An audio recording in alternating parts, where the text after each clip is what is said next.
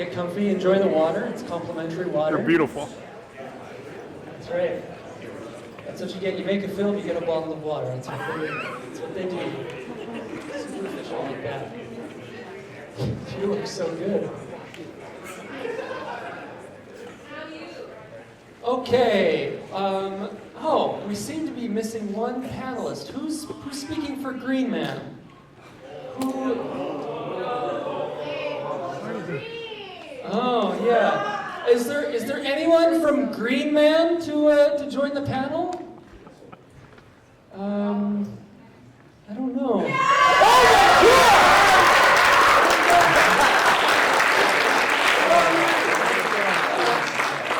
Please have a seat right next to me. Cool. Awesome. Okay, well, everyone, these are just some of the people behind the masterpieces you just witnessed. In fact, I'm going to ask quickly, for anyone else who was involved in the films out in the audience, do you want to just give a quick wave? Stand up and give a wave. Stand up and give a wave. You can do it. Yeah!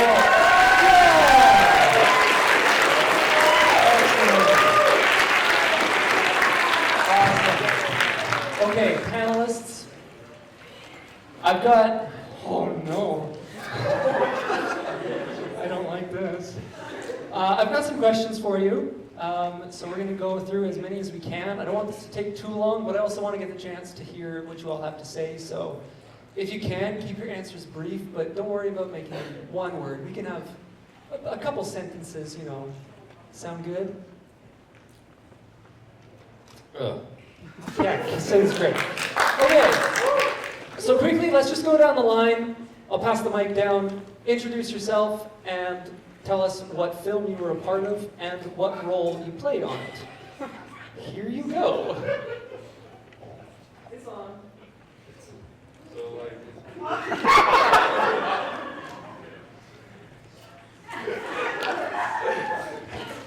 Hi, I'm Dalen Hart. I was the director of We're Out of Beer and The Green Man.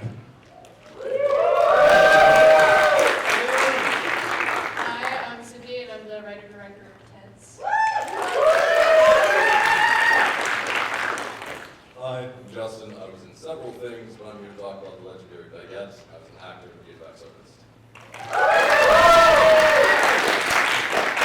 I'm Sadie, and I'm the writer and director of Who's Next. I'm MTLRE. I'm Cadence Fletcher, and we did Sink or Swim. And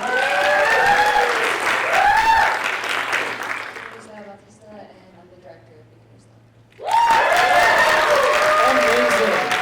Okay, so panelists, this is a question for the whole group.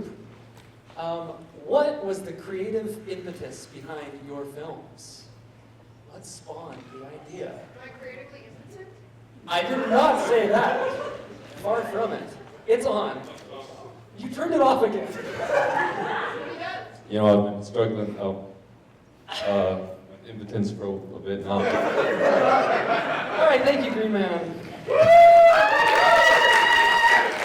Sorry, can you repeat the question? Where did the idea come from? No, have you seen Gangs of New York? Yeah, so for We're Out of Beer, it was for my final project in school, and I kind of had this idea where I wanted it to be a road trip. I grew up in small town Saskatchewan, and I want to make the most Saskatchewan movie I could possibly think of. And for me, the Saskatchewan that I know is road trips and long prairies and arguing with family in a car. And, you know, the beer, it's a nice motivator, of course. So. The motivation for Tense, we were given a prompt by our lovely fellows at MTLRE Entertainment. So I participated in 2 of their film jams. And the theme that we were given was present, and we were given the same theme. So they gave us the theme present, and from that theme, we got both my film Tense and his film The Green Man. So that just shows you like the creative span of what you can do with that.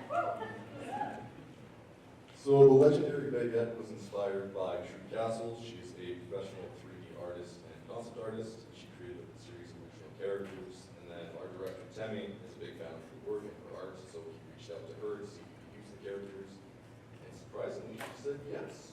So, story wrote itself from there. With Who's Next, I wasn't doing my schoolwork, and I came up with this idea just kind of out of the blue of a killer who doesn't have any connections with the victims or like items used, so it's all random. We were in Evan Hardy's media school, and this was our final. This was our final film for that, and it just was kind of about like we knew we were leaving the program, and it sucks to be impermanent in a place that you like. So that was kind of ours. Yeah. Shout out media school. Wouldn't have happened without them. And yeah, like just feeling impermanent was the biggest thing. And like me and Cameron talked about like switching around, moving friend groups, like moving everywhere. And we like on saying like fish out of water, fish. Our movie was gonna be called Fish. We had no idea what was going on. Sorry, you didn't really keep staring at me. I don't know what his deal is. No. That's not your birthday. Happy birthday, sorry. No, beginner's luck. I just had a very deep love for chess. And I don't know, I feel like chess, like, it's a very serious game, you know, lots of seriousness around it. And I kind of wanted to see, you know, what it would be like if it was funny. And then I got money for it, so I'm gonna All right, okay. I'll start with everyone listening to get this done with. Okay, Green Man. How are you? So, Yeah, it's on. have you guys watched Gangs of New York? Okay. I'm not getting anywhere. I do really want to know, do you actually like, kill people? Like, what's your deal, man? You caught. I hate that that's how you answered that. I'm gonna move on. All right, okay. Did he turn it off again? Yes. All right. Okay, so I know a bit of the backstory here, but for the audience who doesn't know so much, you've been making videos for a while under the Brunch Boys Productions. There's at least 3, maybe more, it's hard to say. But you can also find We're Out of Beer and Green Man on the YouTube channel Brunch Boys Productions. B-O-I-Z, correct? Yes, B-O-I-Z, very specific. Yeah. Oh, I'm not done with you yet. Don't worry. Boy, okay. I want to know, what was it like, how does it feel different making We're Out of Beer versus a regular Brunch Boys? Is there any difference there? I'm broke now. Yeah, that's movie making. Yeah. Okay. Yeah, the others you just like get a Discord call with some friends and just have fun. And then this, it's we had $1,000, but I spent $2,000. Oops. Yeah, that's pretty typical. So the movie came out to be pretty funny. Did you know on set when you were filming that it was gonna work like that? Were you nervous? Oh yeah, absolutely. I knew you were gonna be funny, but then I was nervous about like a lot of other things. But everyone was funny, and that's awesome. I think people all were funny, and people laughed, and that's good. Yeah. I think I guess I can speak from experience. Set was pretty fun, except for the day where it rained on us. But Yeah, we did have it rain out on us one day. We brought everybody out there, and then it was supposed to be 1 millimeter of rain. It was pouring. We're in Martinsville, so we all drove out there. So, and then we had the wrong lens this week if we wanted to shoot with it. So that was a fun day. so it all worked out. It all worked out. All right, and really quickly, this movie also screened at RIFA. Do you want to share a bit what that experience is like? Yeah, so We're Out Here actually had a showing in Regina alongside Beginner's Luck and I think 7 other amazing Saskatchewan-based short films. Yeah, and it was awesome. It was there's such a supportive community. If you ever have the chance to go out to that film festival, it's unreal. The atmosphere there and just hearing people be so supportive and you just recognize everybody there too. It was something else. I really enjoyed that experience. Awesome. All right, I'm done with you. All right, so Oh, me? Okay. you. That's right, you got the mic. Yes, So you alluded to the fact that this came from the 48-hour film jam. it did. You had a very cool, stop. Very cool, very ambitious concept. How did you feel trying to pull this together in 48 hours? That's not a lot of time. It's not. I do not in any way consider myself in like any kind of professional film anything when I'm sitting next to these guys who actually like go to school and do that. Your guys' film jams are the only time where I let myself be this creative because I am given those 2 days. So at the end of those 2 days when we see like what the film turns into, all of the mistakes and everything that went wrong, I'm able to shrug that off because we only had 2 days to do it. So when I found out we were doing it for this, I have called Cody, my editor, many times so that we can make this better. But pulling it off, we were given the theme on a Friday. We had all of Friday, Saturday to film, and then we had to have everything finished by Sunday. It was a very long Saturday of me sitting behind the camera, and we had, 104 different takes of film that I just searched through when we were preparing for this. So I'm not gonna say that when on Sunday when we watched it for the first time, the very first cut of it, which is not what you saw tonight. When we watched the very first cut of it, I remember sitting there and going, okay, we did this in 2 days, and I tried to really push down the disappointment of it not looking the way that I had it in my head. It now looks the way that I have it in my head. So I'm very thankful to my team, especially my editor Cody. I paid him an undisclosed amount of money to make it better, and he made it better. And he just does all the stuff that I cannot do. But seeing all of it come together in 2 days, all the actors that I had on, I was begging people to come in and read the same script over and over again. And so anybody who had that free Saturday, I was just like, come read my script, come read my script. And they all ended up in the movie. So Yeah, no, and I am so happy with what you showed tonight. yeah. I hope that you're proud because it was awesome. And if throwing a film jam is what gets you to make more movies, we will keep doing it. Yeah, like I said, I am so excited to just do it again next year. All right, well, look out, folks. Another one's coming next year.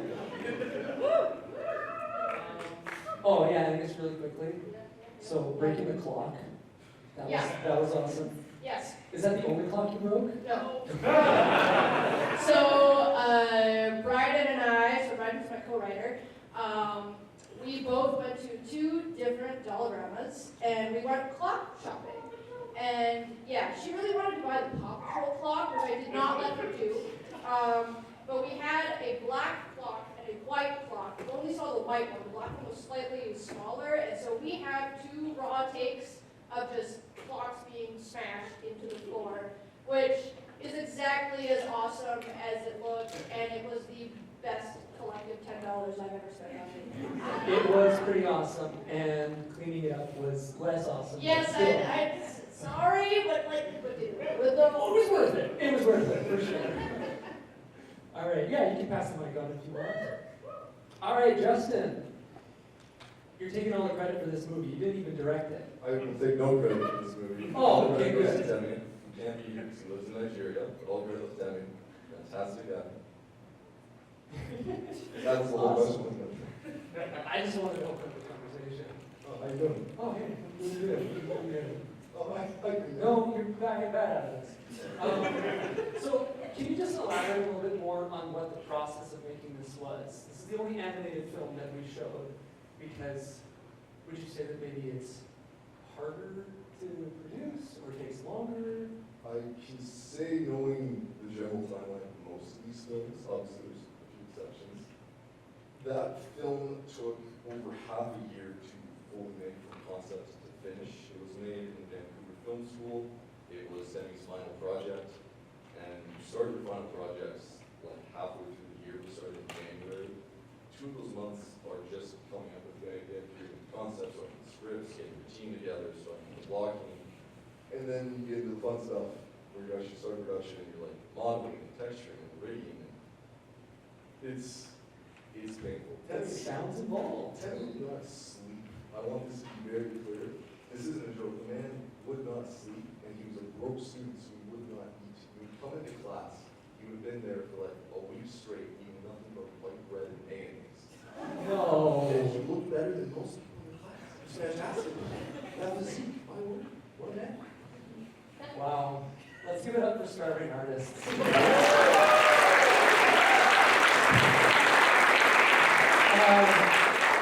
Have you kept in touch? Do you know what Teddy's up to now? Yeah, absolutely. I talk to him all the time. He just graduated from school in Nigeria and was looking for work. He's applying for professional animation jobs. That's just what he does. That's his dream. That's his whole thing. So, you know, he's gotten some odd jobs here and there. He's gotten to animate for some Instagram people. He got to animate for nerds like the Candy. He made quite a few shorts for them, which was awesome. Nice.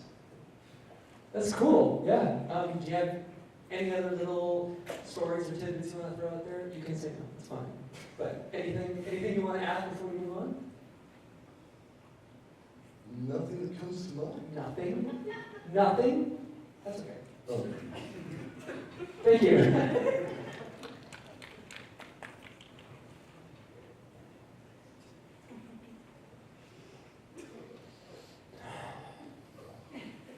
Sadie. Hi. For those of you who don't know, Sadie made the trip all the way from Regina for this. Yes. And we're so happy to have you here. Thank you. I think who's next is awesome. And there's a lot in there that frankly kind of took my breath away. I just want to quickly, the staples, that was crazy. Yeah. How did that come about? I don't remember how I came up with the idea. It was my best friend Allie really brought it together. She was one of my makeup artists. It was cut apart staples, which we almost lost a few fingers, but it's okay. With some Elmer's glue and corn syrup that we dyed red. And that, I think again, happened in my French class when I came up with the idea. I came up with a lot better in French, which is weird, but yeah. No, I think that's that. That's awesome. So tell us about like how that was filmed. Did you, obviously we got like a lot of classmates involved. Was there any sort of like collaboration with the school at large? Did you just kind of shoot this and get it done with? What was it like? So we did film it in one day. We started around 9 a.m., finished at 5. And it was filmed at my dad's school, who played Mr. Peters. Yes. So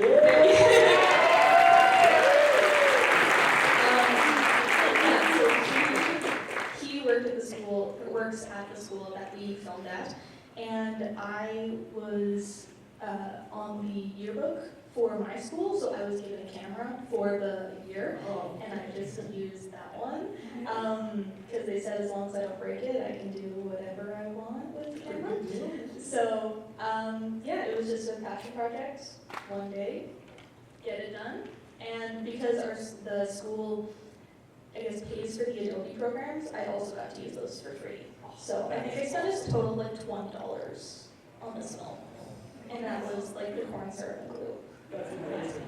That's awesome. Was this your first film? This was my first film, Oh yes. my goodness.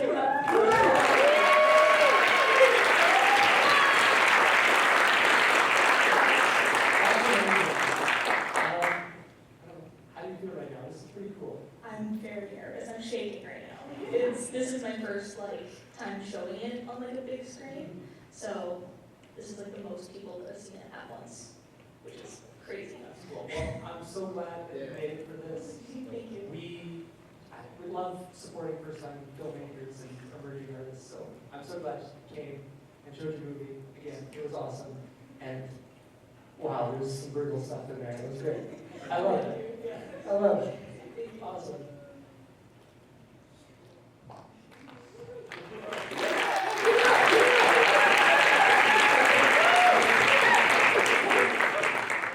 All right, we got a team of 2 now. Quickly, do you want to share with us what your experience is with filmmaking? You said that you did like media school. Was that like an introduction to it, or?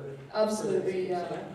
Media School is a special program run through the public schools here in Saskatoon, and it's fully devoted to film. We spend pretty much the whole day in one classroom in Evan Hardy. It has no windows and there's a hole in the ceiling. It's brilliant. That's where art is born. Yeah. Absolutely. And Roger Gall is the teacher there, and he kind of sets us up with everything. We have Adobe, we have a bunch of really, really nice cameras. The Canon R7s is what we shot that on. And essentially for one semester of our grade 11 year, he walks us through every aspect of film, from lights to sound to the drone. I love the drone. And cameras, and then we get to put it all together to make a film. We had a time constraint of 10 minutes, and ours is 10 minutes and 15 seconds, so the pacing's a little really fast, but you know. It was even faster before, because considering we had 20 students in our class and we wanted to have an Oscar night. We show all the films, whatever. With 20 students, you have to team up with people, and even then that's still 10 movies, and if each movie is 10 minutes long, it's like over an hour, and you have to do Oscar awards, and you have to do speeches, and everything else. And so the original time we were supposed to be at was 6 minutes. And it looked rough at 6 minutes. It was bad. And then our teacher was like, no, this is like good. You guys can have longer. And we were like, oh my God, so I wish you told us that earlier. Yeah, that's awesome. I want to talk also about the little animations you had in there. How did those come about? So that was my idea, that was my whole thing. I really wanted to do that. I was really interested in that. This video game, Life is Strange, and I was really fixated. When you make decisions in that video game, there's a little butterfly that shows up and it says this decision will have consequences. And I really just wanted to implement little animations, little things that give us an insight into Finn's mind, because Finn is a neurodivergent kid. He doesn't really know what's going on all the time, but he knows that he likes fish. And I really just wanted to showcase that fish and that internal headspace of what the hell is going on in his head right now. Yeah, that's really cool. And I think the chemistry between your actors really helped sell the whole thing. Was casting hard? Did you do any chemistry tests? No, casting was Lex Mary over there is one of my friends. They're a local artist. They won a SATA a couple of years ago. I just have to put that out there. They're an incredible actor and one of my close friends. So we just said hey, be in this, please. And they did all the chainmail. So any of the silver in there, that's all them. And then the dad is played by Cadence's dad. And then Elise was Paige, and she was just another close friend of ours. Yeah. That's awesome. Yeah, and also quickly before we move on here, you had a lot of music in there. I feel like music was really integral to the story. Did you right away know what songs were going to be in there? Did the story come around that? So Cam got really mad at me because during the editing process, I would often be editing to the songs. I was definitely the one that wanted to hammer home the music in the film, and Cam got really upset at me because Cam would be like, Cadence, we can't have a 3-minute song in a 10-minute film. That's not how that works. And so then I'd be like, oh, but I just need this part, please. And then Cam was like, oh my God, fine, you can have that part. We need to chop up every other part. Fine, whatever, Cam. But yeah. A lot of the music was just from media that we really loved. There's a lot of Radiohead in there. We came up with the fish metaphor, and then it was oh, Radiohead has a song about fish, and that was the basis. And just a lot of it was TV shows that we watched and loved the sound of, so we had to put it in our movie because there's we're in high school, so it's fine for us to use media that's good licensed. Yeah. That's awesome. Yeah, awesome. Great movie. Thank you. Last but certainly not least, you're so far away from me. Hi.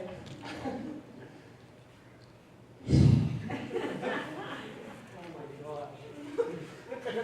All right, Layla. Do you like chess or something? A little bit, but not really. I'm actually playing, I do actually like chess. That's awesome. That is probably the most thrilling game of chess I've ever seen. Normally, when I've played in the past,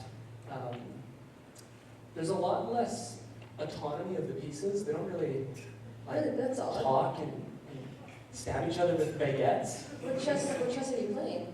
I don't know. I played with my cousin a couple months ago. He totally trounced me. But Yeah. yeah. So speaking of the baguette, Oh, yeah. that was maybe a particular sequence that stands out a lot. Yeah, I guess. What was it like filming that? And also, how did you come up with the stabbing with the baguette? Okay. So yeah, me and my partner Peter, so we wrote this film together, and our writing process, we just kind of thought of, the cliches and tropes of chess and see if we could put that into the film. And our favorite trope was the en passant, because I don't know if I'm saying that right, I'm so sorry, I'm not French, but that word. And in the chess community, there's kind of, it's comedy-wise, it's kind of like a meme. Even if you can, if you can do the en passant and it doesn't make any sense, you do it anyways because it's the en passant, and that's kind of the whole thing in the chess community. And so we know that we really, really want to put that in there. And for some reason, we just couldn't let go of the idea that it's French. And so we just kind of think at it, and we're like, what if you just stabs defeat, and what if you just make it really gruesome? Because I think that'd be really funny. And then we did it. Building, Yeah, just kind of builds, because we got ketchup being thrown around, and that's really fun. But what if we just really had him die? With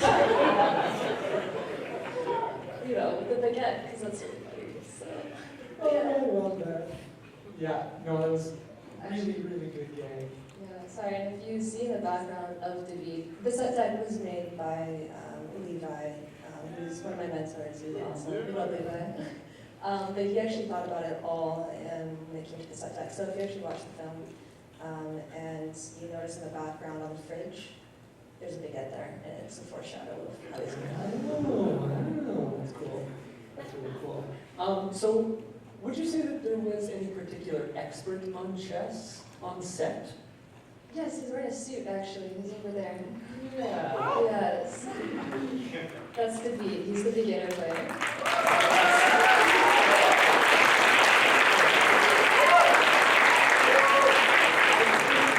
I've heard tell of his actual skill in chess. He was really Yes, he playing actually has down medals and all.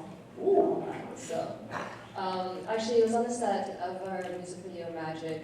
Me and Peter, he wanted to play chess again through chess.com, and David was one of the extras on Magic, and David and Peter started playing chess, and I was like, oh, well, I know who's going to play chess and beginners like that, and it kind of just went from there. So we kind of went back and forth on how the game was going to be, and yeah. Yeah, but it's super cool that you have the actual game itself played out in the credits. It's a really nice touch. Last thing I want to touch on. We've heard that some people lost $1,000 on their movie or spent only $10. But this movie, correct me if I'm speaking out of turn here, but it was basically financed through RIFA. What's it like making a movie with a budget? We all want to know. Yes, so this movie film was made with $10,000. However, I spent about $3,000 out of my own pocket to make this. Yeah, it's really nice to have money. However, when you do make a budget, no matter how big it is, you'll soon find that it's not enough money ever. But we made the most out of it, and I'm very, very honored and very, very thankful that I was able to have money for this film because it's very hard to come by for a lot of artists. So just very thankful that I was able to have the opportunity.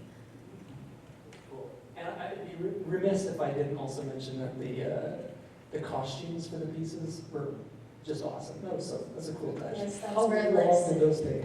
Oh God. So again, Levi did that. Levi and Grading were the ones that did that. Yes, it took about, I want to say 2 months of hard work. Yeah, and so it was down in Regina is where they made it, and then they drove it back up here. But yeah, I would say a lot of the budget actually went towards those costumes. Cardboard is actually kind of expensive. Also spray paint is also very expensive. And they even had to put a whole layer. Actually, Levi was insane. He made 3D models of the costumes first, printed them all out, and then he had the costumes already. He would send me photos, and I was like, oh, this looks great. And then I was like, hey, sorry, I gotta break your heart, but Peter's 6'5", And he's like, oh, cool, we're gonna need more cardboard. I was like, sorry. Yeah, that could be a bit of an issue. All right, well, everyone give it up again for our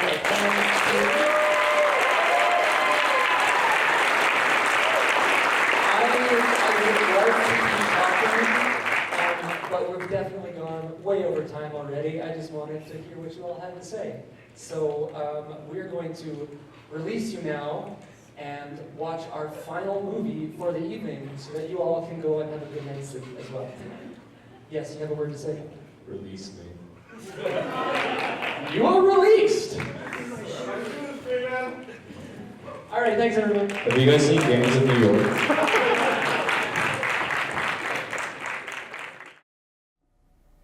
Wasn't that great? Well, stick around because we got more after this break. Good evening, and welcome to Poetry Corner, brought to you by Made to Look Ridiculous Entertainment. My name is John William Butler Allen Colin Bunyan Virgil Taylor Milton IX, 3rd Duke of Wollstonecraft Lilliputshire and 2-time Baron of Eton at Montiado. You may perhaps also know me from my extensive work in downstage blocking nightly, as well as on the topic of diminishing returns. Ladies and gentlemen, tonight I will be your orator. I will be reading from the collected poems of A.E. Housman, which, as the title mentions, is a smashing bit of poetry by the great English scholar and poet Alfred Edward Housman. Now, without further ado, the 53rd poem, A Shropshire Lad, Part 53, The True Lover.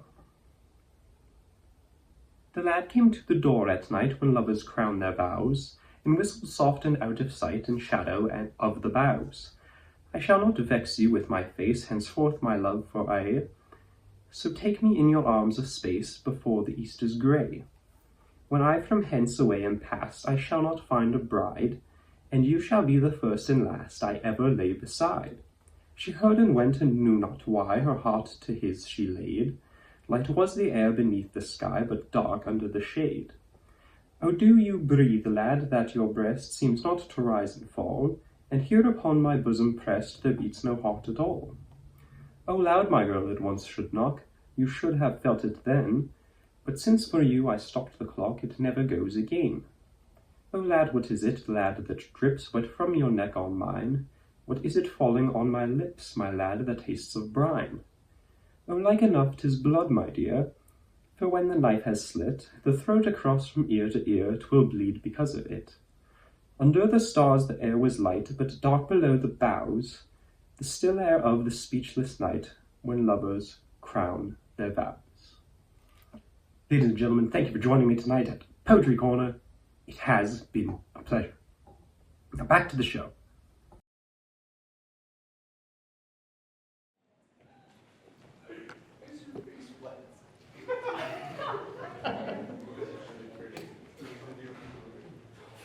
All right. Yeah, I think so.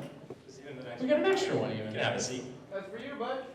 That's for me. I was in it. Well, all right. This is a good chunk of you. So why don't we just start?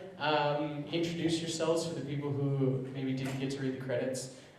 Who were you? What did you get to do in this film? And how was it? Who am I? I'm Tyler. I'm one of the co-owners of MTLRE. I was the producer. Also, I was lurking in the background there in a couple of the shots, just kind of sitting there. My job day of was basically just hang out in case anything went wrong, picked up the food, that kind of stuff. I had a lot of fun. I just kind of got to bear witness to everything. I'm Lucas. You've met me already. I'm also co-owner of MTLRE. In Perihelion, I played first assistant, or I played rather production assistant, LD, which is my first two initials. And I was the first assistant director on the project. I called action, well no, I didn't call action and cut. Aiden called action and cut. I called freeze so that we knew when to properly actually cut the cameras, because we can't have Aiden yelling cut and then cutting the cameras when everything is, there's still stuff to be filmed. I wrote all the music for the film and performed pretty much all of it. There were a few guest musicians. If you're here, almost all of you are here, give yourself a stand up and give a wave. And Cole Aiden Richards. Yeah. And I okayed everything that you saw on screen. It's kind of what happens when you're making a film within a film. It gets confusing and then cut, freeze, stop. Yeah. All right. Hey everybody, my name is Quana Daniels. I'm an actor.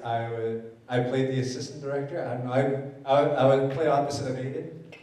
Yeah.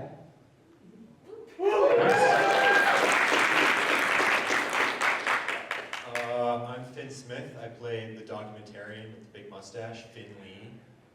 I took pictures of the set, and that's exactly what my character did too. It was a lot of fun. I'm glad I got a chance to be a part of it.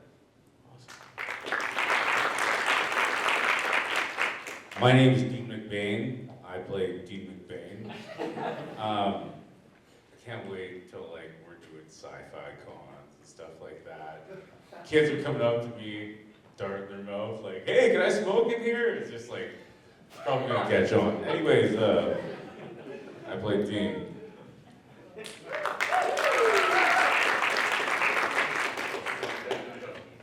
Hi, I'm Dalen Hartz again, and I played Dalen, who was also the second assistant director, and I was also the second assistant director in the making of the making. Again, it's not confusing at all. Hello again, I'm Justin. I played Justin, and my actual role was being a production assistant and the VFX artist.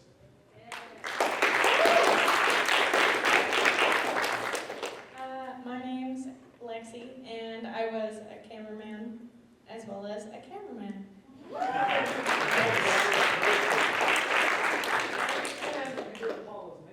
Oh, yes, yeah, I did do that. I did the makeup of the golden sparkles that you see. It was a lot of fucking makeup. Really went for the jaundice look, Dean. Yeah. Hello, my name is Benjamin Jornsen. I am the Green Man, and also I was the Green Man and also a Grip. So mostly Green Man, as you guys saw.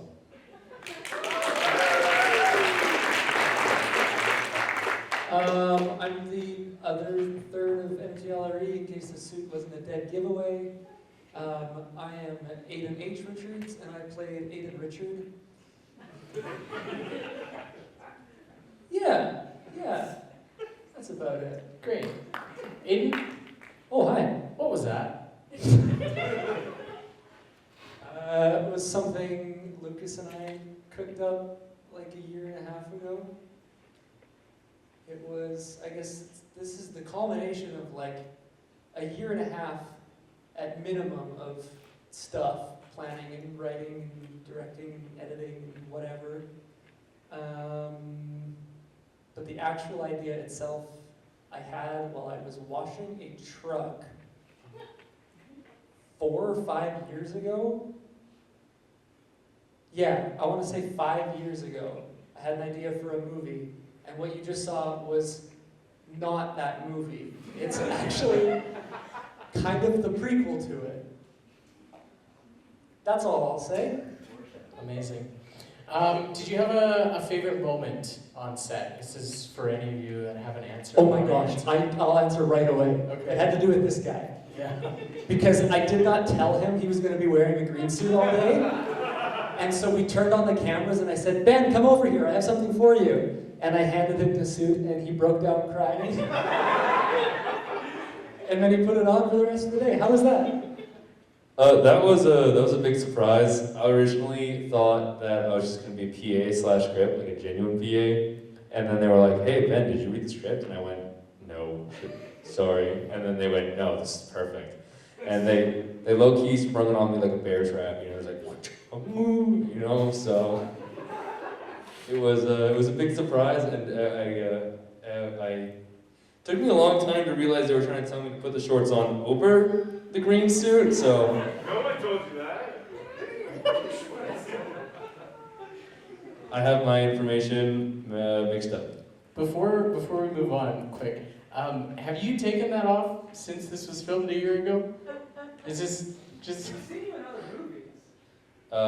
Yeah, it's at the point now where it's kind of like the Venom symbiote. So I can change it to different clothes, but it has changed me personally, and now I can't take it off. We are green, just forever. Amazing. Can somebody help, please? One thing I will add is that it didn't only start with Ben just wearing the shorts underneath the green suit. We don't have to go into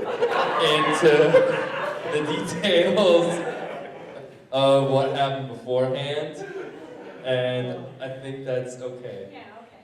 They're locked away because they aren't okay for the public. I think I'm far enough away that Ben can't grab me. This is more on Aiden and the boys.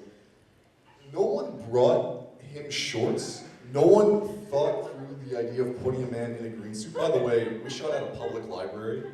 There were families there.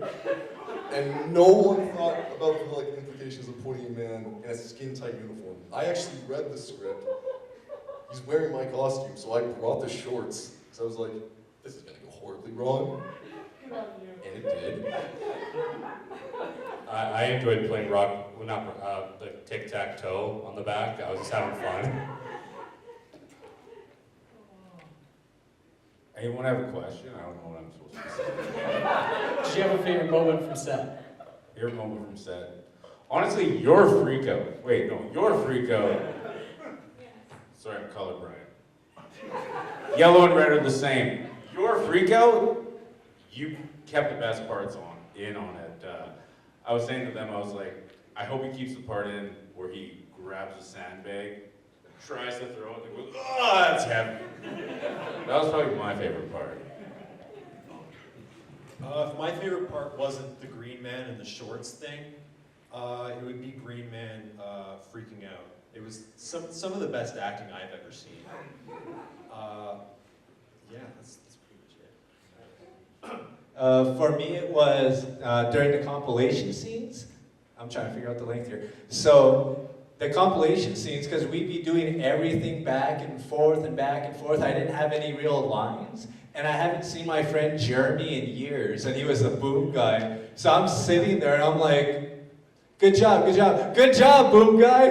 And it became a running skit, and it became uncontrollable, and I was like, okay. So yeah, it became a whole thing, and that was pretty damn cool, so. All right. I didn't know that, that's so funny. Every cut of this we watched, every single time that you call on Jeremy and he's like, just done with you, is the funniest thing ever, I love it. Yeah, Ben coming out of the bathroom back into the room that we were filming with no shorts on over top and no shorts on underneath, just put on this suit. It's one of the craziest things I've ever seen in my life. It's so funny.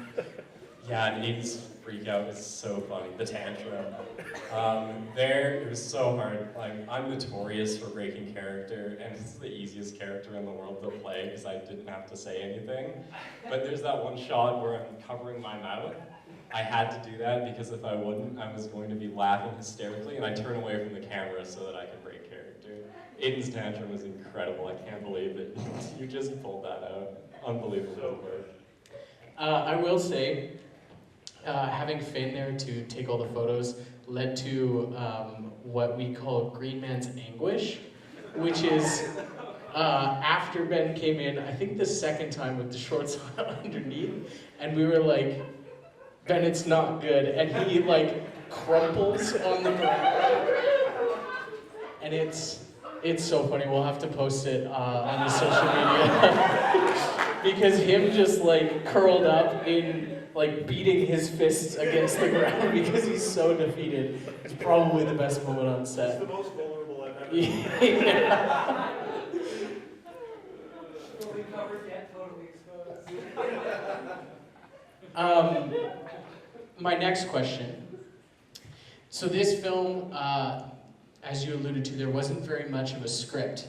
So having made films before that most of you have, what are some of the biggest differences between having something that has a very rigid script and something that is very free form like this? What did that feel like? What were some of the differences for I'm you? going to give it to somebody who's been an actor before. All right. So, yeah, that was a complete. I've always had dreams of like being an actor and standing on stage, not knowing my lines, where to stand and stuff. So this was like living that nightmare. So, and we had 4 cameras at all points, and I thought they were going to be fixed. So I'd be doing something, somebody would say something, I'd crack. So as soon as I turned to laugh, the camera's right in my face, and I'm like, no! I'm like, I ruined that shot, and then something would happen over here, and I'd be like, okay, damn. So really having to adapt to like, I didn't know what was going on, so even if I froze and I was just like staring at somebody, I'd look and there's a red light and another camera, I'm like, why are you coming at me? So yeah, just really adapting to like, just trying to stay in the moment and try not to break character and trying to find a safe spot. And yeah, other than that, it was really challenging because it was like a nightmare. You're like, oh no, oh no, it's coming. So yeah. This is my first movie, I'm just gonna pass it on. They told me, Dean, keep messing up the scenes, and I was like, just be yourself, dude. Yeah, I just had a lot of fun just messing around with just talking to people randomly because I know that any goof and mess up that I do is perfectly in character and welcome. So you have a lot less stress that way. Yeah, I went in thinking I wasn't gonna have to talk. No one told me I'd be acting. And then Aiden just pointed his squad of like 4 camera people at me and Dale, and he was like, all right, do the scene. I was like, what are you talking about? He's like, yeah, you know, the scene with the money. Yeah, all improv. Terrifying. Yeah, which you didn't write that in. It's the like loosest script ever. It was like, we have to have Green Man. Anything else? No. I would say that it's really hard not to break when you're behind the camera filming in things in the past. I feel like you have to, shut up and make sure you make no sound. But with this, if you made a little peep, it was okay because the crew were laughing all the time. Kind of building off of what Lexi said, we had different words for like cut and action because obviously Aiden's saying cut and action. So I think we had go and freeze. And the first time, our first take of the actual thing, everyone was moving around and bustling, and then all of a sudden Aiden's like, and action! And literally everybody just stopped moving and talking for like 5 seconds. They just went like, and then Aiden was like, oh no guys, no, we say freeze and go. And then we were like, oh okay, and that was that pretty much. Yeah, we love to do a lot of improv stuff, so yes, the script was very loose. So sorry to you all, but also thanks for going along with it. The point of it was just kind of to make something we knew generally what was going to happen, but we just let the actual moments lead us to where it ended up. It was an experiment, it was fun. I sure gave myself a heck of a job of editing afterwards because we had a lot of footage to sift through, but it was just nice to kind of hang out and make something while also having a good time. And our audio mixer, Neslin, when he was working on this, I gave him the note a couple times. This sounds too good. I want it to be dirtier and messier, because it was just like a ramshackle thing. But What's that mean? I think ramshackle. No, what you said before. Audio? Dirty. Dirtier, messier. What does that sound like? Like that? That kind of stuff? Yeah. I don't know, does that answer your question? This is easier than Aiden passing the mic all the way back over here. Speaking to improv, we tried to prepare everybody a little bit because the morning, we all met up at, Aiden and I were living together at the time, so we all met up at our house, and everybody kind of got introduced to each other, and as you do, it was like, hey, let's play some improv games to warm everybody up. So we played Freeze at 6:30 in the morning or whatever it was. And if you're unfamiliar with Freeze, it's just a scene, two people come up with a scene, and then a person in the audience says freeze, and then they tag somebody out, and then they start a different scene. There's also good training to use the term freeze on set. Yes, it was. And you guys played for a long time, because I drove to the other side of town to pick up a tripod from Justin Law down here. And I drove there and all the way back, and it was like 40 minutes, and you guys were still playing Freeze when we got back. So I think you were warmed up pretty good. You guys did a good job on set. Oh yeah, everyone crushed it. I'll give this back to you.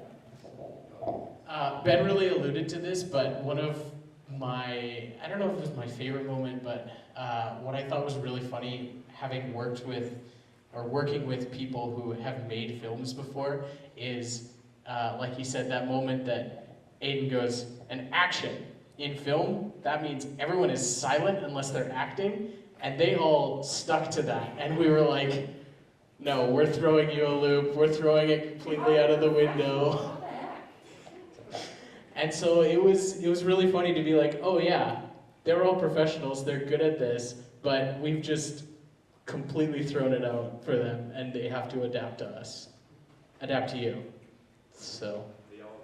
The yellow monster. Is there anything from the film that you wish was different, or anything that happened that got cut that you're disappointed didn't make it in? Oh, we have so many outtakes. Maybe one day we'll release some deleted scenes. Not that. It's okay. Yeah. I am really happy with it, but also I can't believe it took a year to pull together, just for so many different reasons. Not all of them are even related to the project, but I think about like what we could pull off a year ago and what we could pull off now is already so different. I'm just so excited to get to share the next things that are coming down the pipe. But still, I think it's a lot of fun. I like it. Yeah. Yeah. Was the freak out real? Did you know that was happening in advance? Well, yeah, because I wrote the script. No, them. Did you know that was happening? Did he like tell you, I'm gonna freak out, there's gonna be a whole thing? I'm really curious to know how you feel, because watching the footage back, I felt insane. I just thought that was small town camping. Yeah, totally.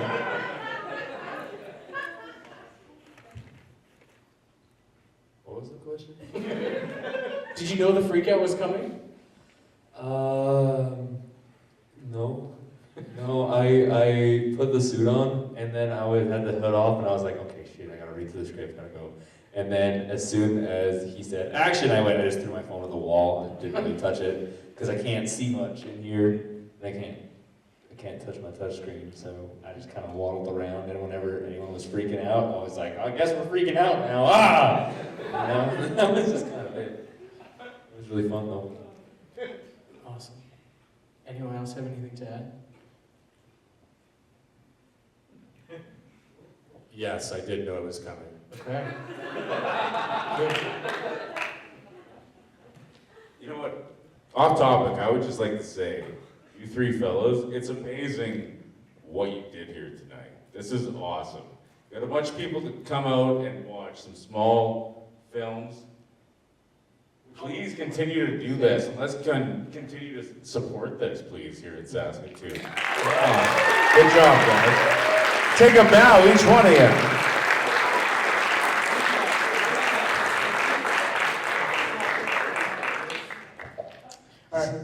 Yeah, so when Aiden started freaking out, I think it was somewhere in the script, I forgot. All I know is that he started doing stuff, and I was like, should somebody be doing something?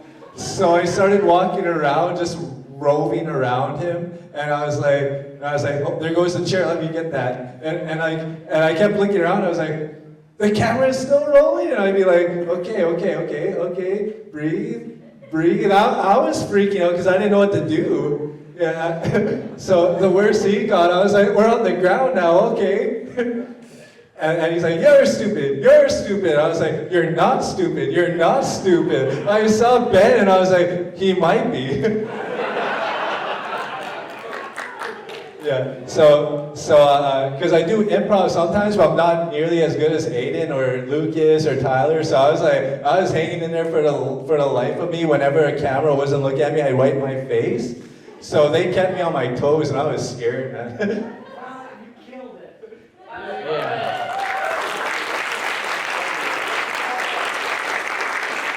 I knew it was coming because Aiden and I talked about all the things that were going to happen. I didn't know exactly what he was going to do. The fact that he went on for like 2 minutes, just like with this crazed look in his eye going, it's stupid, this is the end. Oh, 6 minutes? I thought it was 10. It felt like forever. That's crazy. I think the audio track on it was only 3 minutes. I blacked out. Yeah.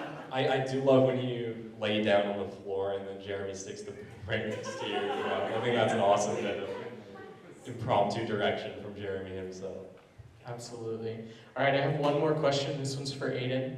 So if we can get that mic over to him.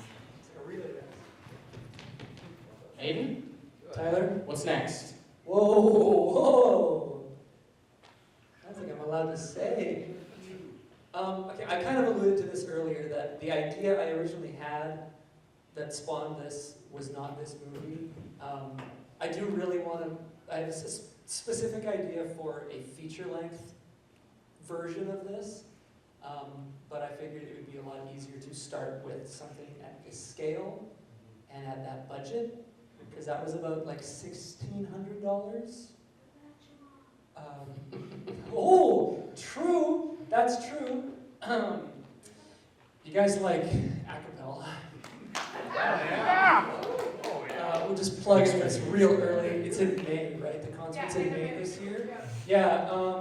Our acapella group, Acoustic Theory, puts on an awesome year-end show every year. So in May, come on out and watch The Bachelor. It's gonna be good. That's what I'll tease you with. Well, thank you all for coming and being on our panel. Thank you all for coming to help support these wonderful short films. We really appreciate it.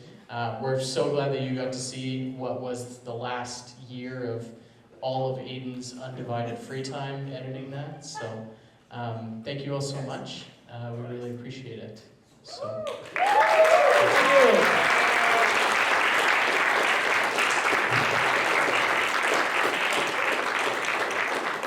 Thank you. I got a freeze. terrible Dismiss. joke. I got a terrible joke. Okay, what is it? Go forth and multiply. Okay.